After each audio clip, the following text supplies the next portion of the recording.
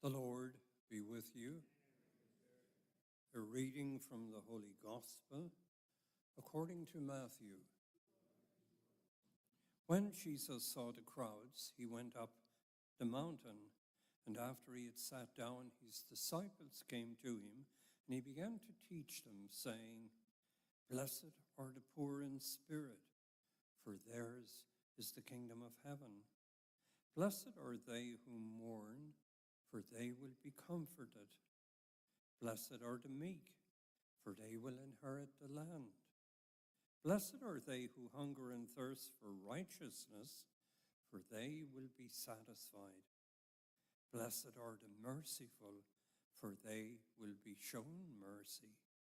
Blessed are the clean of heart, for they will see God.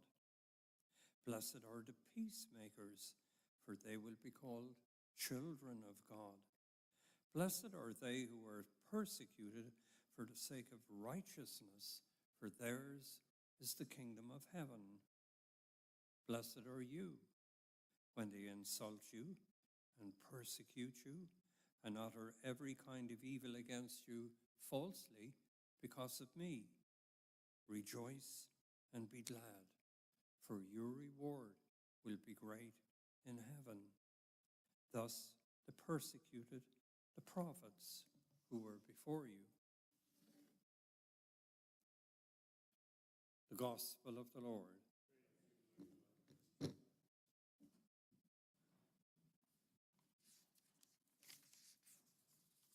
Our first reading this morning from the first book of Kings. It talks about a difficult time in the life of Israel.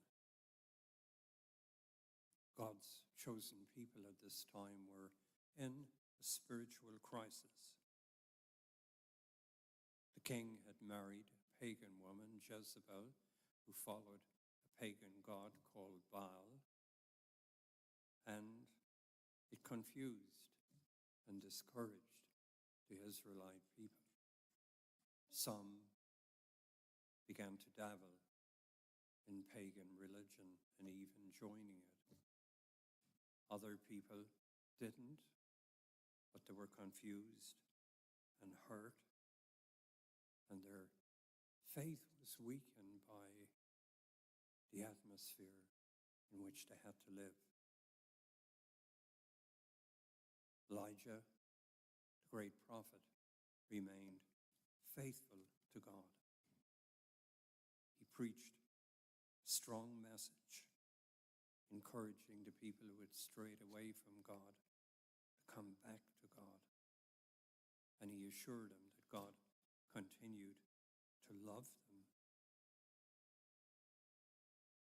God looked after Elijah, as we heard in that reading. Now, there's something we need to understand, though. It says about how Elijah called down a drought on the earth,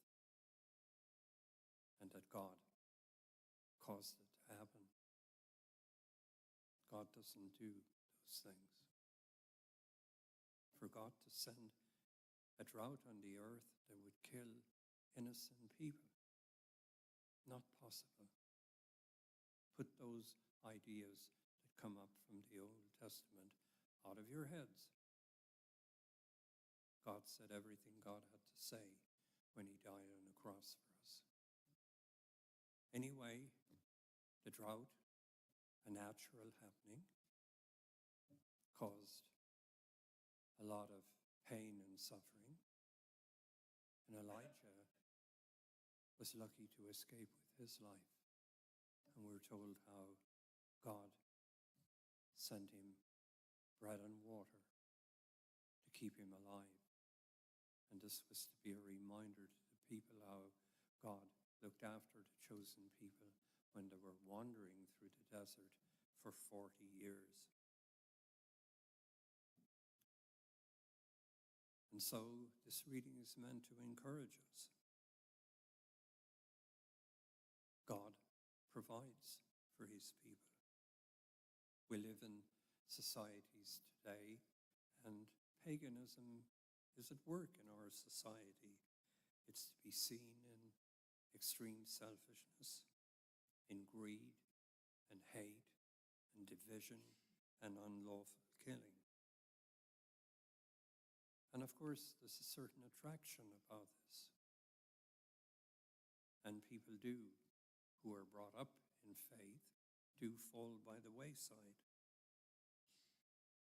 But Elijah wants us to understand that's not the way to go. In those tough moments, we simply have to dig deep and maintain our trust in God, who has always looked after his people. And again, look at a cross. If you ever doubt that, that says everything about how God